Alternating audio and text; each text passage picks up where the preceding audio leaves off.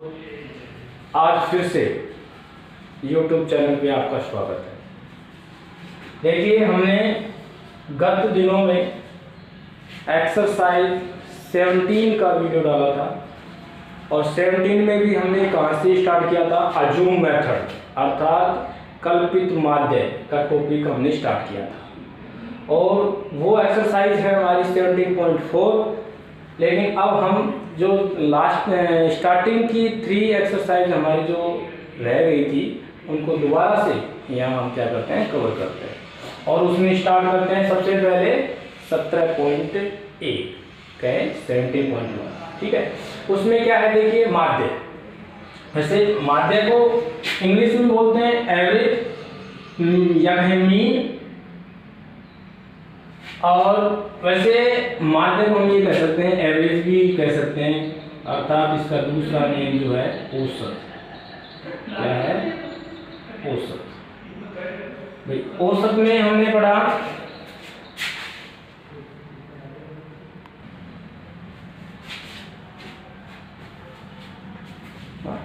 औसत। औसत कहते किसे हैं? सबसे पहले हम बात करते हैं औसत कहते किसे हैं।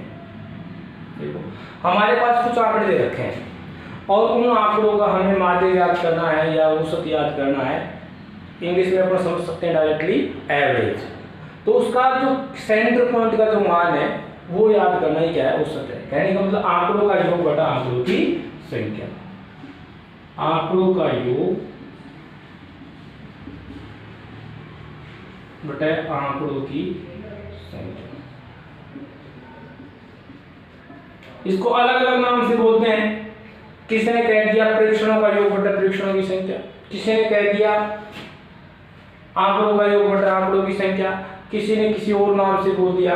वैसे निकलता क्या है, एवरेज या कहें औसत। तो औसत का सीधा सूत्र हो गया सबसे पहले हमारा आंकड़ों का योग बटा आंकड़ों की संख्या। इसे हम मैथमेटिक्स रूप में भी लिख सकते हैं कि औसत या कहें माध्य दोनों सेम है, जिसको हम समांतर माध्य भी कहते हैं। समेशन एक्स आई बटे में यहाँ आई का मान किससे, 1 से लेकर कहाँ तक है, n तक है। तो हम यहाँ कह सकते हैं कि आंकड़ों का योग बटा आंकड़ों की संख्या को दूसरा जो सूत्र हम लिखेंगे यहाँ क्या लिखेंगे, समेशन एक्स आई बटे में n। यहाँ n हम यहाँ कह सकते हैं, जहाँ n जो है हमारा, n क्या है, आंकड़ों की संख्या।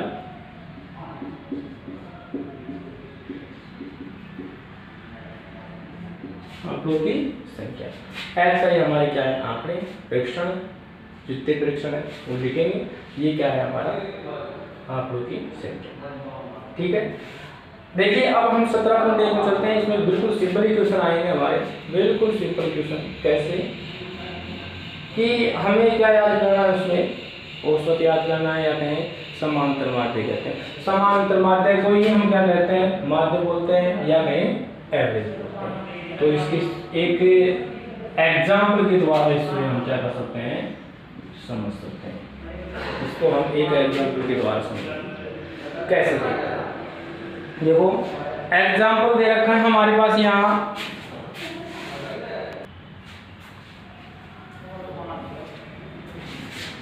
हाँ, तो देखिए इसको एक एग्जाम्पल के द्वारा हम समझेंगे। तो वो क्या दे रखा है एग्जाम्पल, एक विद्यालय में कार्यरत प्रधानाध्यापक समेत 5 कर्मचारियों का वेतन 8,000, 5,000, 4,000, 2,500, 1,500 मासिक है। विद्यालय में कार्यरत कर्मचारियों का औसत मासिक वेतन ज्ञात कीजिए। क्या ज्ञात करना है, औसत मासिक वेतन ज्ञात कीजिए। कहने का मतलब हमें क्या निकालना है, इसका एवरेज, पेमेंट का एवरेज निकालना है कहने का ये।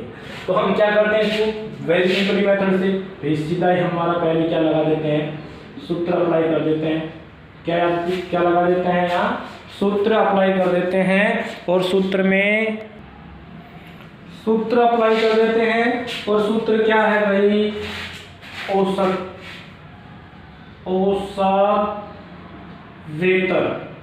औसत वेतन इक्वल टू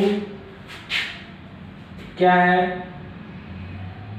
कर्मचारियों का कुल वेतन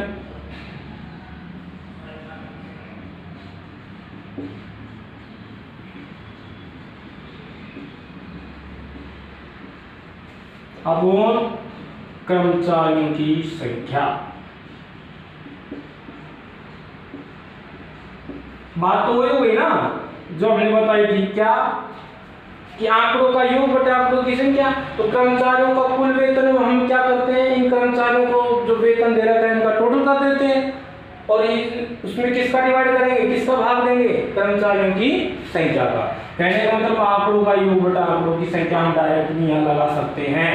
तो इसका मतलब है आंकड़ों का योग करो देगा कितने हो गए, पहले कर्मचारी का 8000, फिर 5000, फिर 4000 और फिर 2500 प्लस में 1500 और अपॉन कितना हो गया भाई, कितने हैं कर्मचारी, पहले क्या रखा है 5 है तो कितने हो गए 5 का वेतन काउंट कर लेना, ठीक है। ऐड कर दो भाई 8 5 कितने हो गए 13, 13 4 कितने हो गए 13 4 17 और 17 वो देखो यहाँ अगर 2500 को हम 1500 में जोड़ते हैं तो 4000 हो गए, तो 17 और 4 कितने हो गए 21,000 हमारा क्या हो गया पेमेंट। अब कितना है दोबारा जोड़ के देख लो भाई, देखिए 2 जीरो तो समय है ही स्टार्टिंग वाली 2 तो लगाई दी। तीसरे नंबर में देखो यहाँ थर्ड जो है सैकड़े वाला अंक देखते हैं, 5 और 5 कितने हो गए 10, 10 की जीरो हो गई, असल कितनी हो गई 1। फिर फोर्थ नंबर वाला कौन सा है, 1000 वाला वर्ड 1, 1 और 2 कितने हो गए 3, 3 और 4 कितने हो गए 7, 7 और 5 12, 12 और 8 कितने हो गए 21। तो हमारा क्या हो गया 21, ठीक है, सॉरी 12 और 8 20, 20 और 1 हासिल हो गए कितने 21, कितने हो गए 21। अब हम क्या करते हैं इसमें भाग देते हैं, तो देखो 5 चौके कितने हो गए 20, बच गए कितना 1, 0 तार के 10 हो गए, 5 दोनों कितने हो गए 10 और 2 जीरो है तो 2 जीरो। तो इसका औसत मासिक वेतन कितने हो गए 4200 रुपये। बोलो कर लेंगे क्या सभी स्टूडेंट्स, रिटर्न समझ में आ गया। देखो बहुत ही सिंपल मैटर से है, आंकड़ों का योग बटा आंकड़ों की संख्या वाला ही सूत्र लगा है। यहाँ कर्मचारी थे इसलिए कर्मचारियों का वेतन की बात कर रहा था, इसलिए हमने कर्मचारियों का कुल वेतन बटे कर्मचारियों की संख्या कर दी। उसके बाद में कर्मचारियों का वेतन लिखा और जो कर्मचारियों की संख्या थी वो संख्या लिखी, हमने उनके टोटल में किसकी संख्या का भाग दे दिया। हमारे पास कितने आ गए 4200 रुपए, जो क्या आ गया औसत मासिक वेतन। औसत मासिक वेतन क्या आ गया यहाँ, औसत मासिक वेतन, औसत मासिक वेतन आ गया। बोलो कर लेंगे, ठीक है।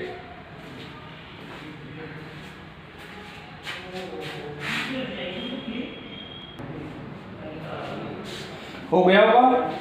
अब नेक्स्ट क्वेश्चन की बात करते हैं। देखिए पहला जो हमने क्वेश्चन समझाया उसके अकॉर्डिंग जितने भी क्वेश्चन हैं उसके एग्जाम्पल या क्वेश्चन आपको करने हैं, उसके अनुसार जो भी क्वेश्चन है वो आपको करने हैं।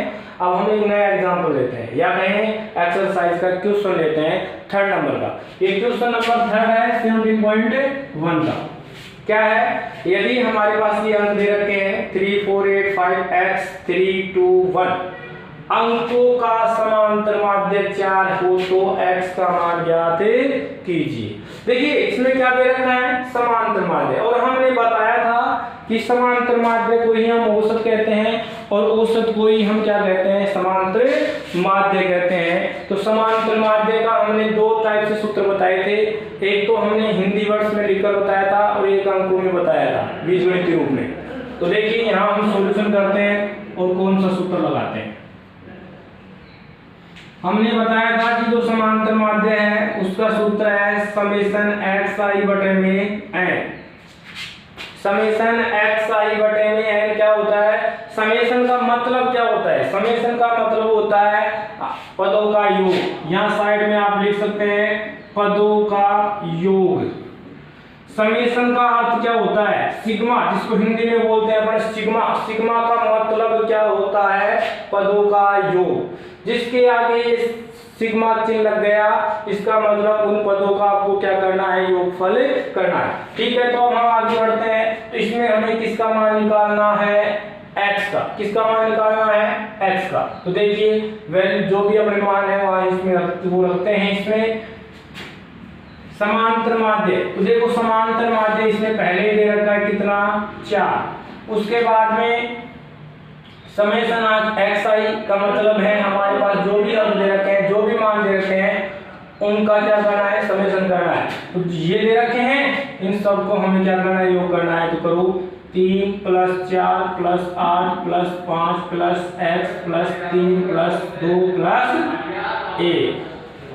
अब देखो पदों की संख्या कितनी है, यहाँ काउंट कर लो 1 2 3 4 5 6 7 और 8 है, तो हमने इसमें लिख दिया 8। वही सूत्र है आंकड़ों का योग बटा आंकड़ों की संख्या, या फिर समेशन xi बटे में n, दोनों रूप में किसी भी रूप में हम यहाँ लिख सकते हैं सूत्र को।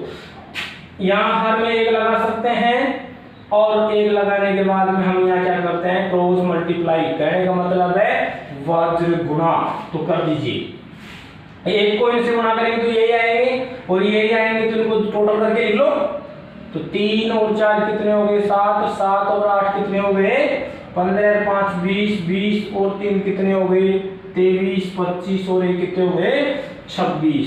ये हो गया हमारे पास 26, और प्लस में x भी है भाई, 26 प्लस में x, इधर 8 और कितने हो गए 32। कैसे किया हमने मल्टीप्लाई, ऐसे भाई। इसका हमने टोटल किया पहले, तो इसका टोटल कितना आ रहा है 26 प्लस में x, और 26 प्लस x को 1 से गुणा करेंगे तो यही आएगा, और ये 8 जो कितने हो गए 32। अब यहाँ देखते हैं x बराबर कितना हो गया 32, इसको इधर लेके आएंगे तो क्या हो गया माइनस का हो गया, तो x का मान कितना आ गया 6। बोलो कर लेंगे क्या, कर सकते हैं। हाँ भाई उधर से समझ में आ गया, पक्का कंफर्म हो गया, ठीक है। देखिए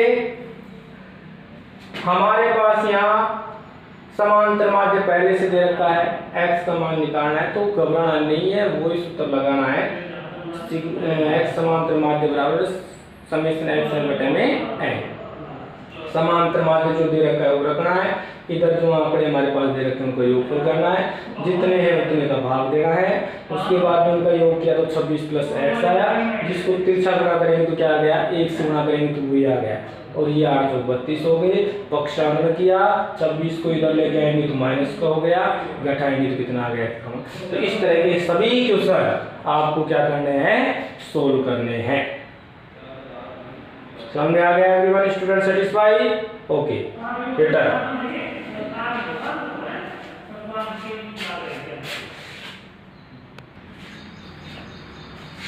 हाँ तो मित्रों अब हम आगे देखते हैं, 1 से लेकर 6 तक के जो क्वेश्चन है वो सेम है, और ये हमारा 7 नंबर का क्वेश्चन है। कौन से नंबर का है 7 नंबर का, 17.1 की बात कर रहा हूं मैं, ये 7 नंबर वाला क्वेश्चन है। 7, 8, 9 वाला जो क्वेश्चन है उसको एक बार एक्सप्लेन से बता देते हैं अपन। तो देखो इसने कहा कि एक कक्षा के वर्ग ए के 25 छात्रों का औसत भार 51 kg है, जबकि वर्ग बी के 35 छात्रों का औसत भार 54 kg है। तो इस कक्षा के कुल 60 छात्रों का औसत भार कितना होगा। 60 छात्रों का मतलब है कि ये इन्हीं का टोटल पूछ रहा है, 25 और 35 कितने हो गए 60 हो गए। कहने का मतलब ये इन्हीं के टोटल का औसत भार याद करना है। तो यहाँ हमारे पास औसत भार दे रखा अलग अलग, तो हम इनका क्या करते हैं कुल भार याद करते हैं और फिर उसको सोल्व करते हैं। देखो वर्ग ए के 25 छात्रों का औसत भार तो बताओ कितना है, औसत भार बताओ कितना है। उसने बोला 51 kg, तो हमने लिखा 51 kg। ओके नेक्स्ट, तो देखो ये औसत भार है, तो कुल भार कितना होगा, कुल भार कितना होगा। देखो एक बार मैं साइड में बता देता हूं कि देखिए हमारा सूत्र होता है औसत बराबर आंकड़ों का योग बटे में उनकी संख्या। तो ये आंकड़ों का योग मतलब कुल हो गया ना, और ये उसकी संख्या। अगर हम इसमें क्रॉस मल्टीप्लाई करके आंकड़ों का योग अलग से निकालना चाहें तो ये संख्या किधर चली जाएगी, उधर भाग में, तो किस में जाएगी गुणा। तो इसका मतलब हो गया कि औसत को यदि हम संख्या से गुणा कर दें तो हमारे पास क्या आ जाएगा, आंकड़ों का योग। कहने का मतलब अगर हम कुल संख्या, कुल भार ज्ञात करना चाहें तो कुल भार जब हम ज्ञात करते हैं तो वही यहाँ लगा सकते हैं, अप्लाई कर सकते हैं कि औसत जो है, औसत भार है कितना 51, उसको यदि उसकी संख्या से गुणा कर दें, संख्या कितनी है 25, 25 से गुणा कर दें तो हमारे पास इसका क्या आ जाएगा, कुल भार प्राप्त हो जाएगा। तो मल्टीप्लाई करो, 25 एकम 25 का 5 असल की 2 हो गए और 25 पंजे 125 और 2 127 हो गए। इसका मतलब 1275 केजी हो गया। कितना हो गया, 1275 केजी हो गया। ऐसे ही अब हम किसका, वर्ग बी की बात करते हैं। वर्ग बी के कितने छात्र हैं, उसने बोला 35, तो 35 छात्रों का औसत भार। भाई आपके पास तो बुक है, बुक लेकर ही बैठ कर ही पढ़ेंगे, ऐसे नहीं है कि बिना बुक के आप नोटबुक के आप बैठ गए मोबाइल के सामने और देखने लगे, नहीं। आप ना जो भी है नोटबुक लेकर, आप पेन लेकर फिर ही मोबाइल के सामने बैठेंगे और ध्यानपूर्वक इसको स्टडी करेंगे। वर्ग बी के 35 छात्रों का औसत भार कितना है, दे रखा होगा, कितना है 54 केजी। तो देखो कुल भार कितना हो जाएगा इसका, कुल भार इक्वल टू, मैंने क्या कहा था, औसत को किससे, उसकी संख्या से गुणा कर दो, तो औसत को मैंने उसकी संख्या से गुणा कर दिया। तो देखो गुणा करो, 35 के कितने होते हैं 140, असल की 0 हो गई और हासिल कितना हो गया 14 हो गया। 35 पंजे कितने होते हैं, तो गुणा कर लो, कितने हो गए 175 और 14 और जोड़ दो, कितने हो गए 189। इसका मतलब हो गया 1890 केजी इसका कुल भार हो गया। तो देखो 25 छात्रों में कुल भार कितना था 1275 और 35 छात्रों का कुल भार कितना है 1890। अगर हम इन दोनों को जोड़ते हैं तो 60 छात्र हो जाते हैं, तो हम ये लिखेंगे 60 छात्रों का कुल भार कितना हुआ। तो 60 में दोनों को जोड़ेंगे तो दोनों का भार जोड़ दो, 1275 में हम 1890 जोड़ते हैं, तो टोटल करके देख लो, साइड में कर सकते हैं आप, कोई दिक्कत वाली बात नहीं है। 5 6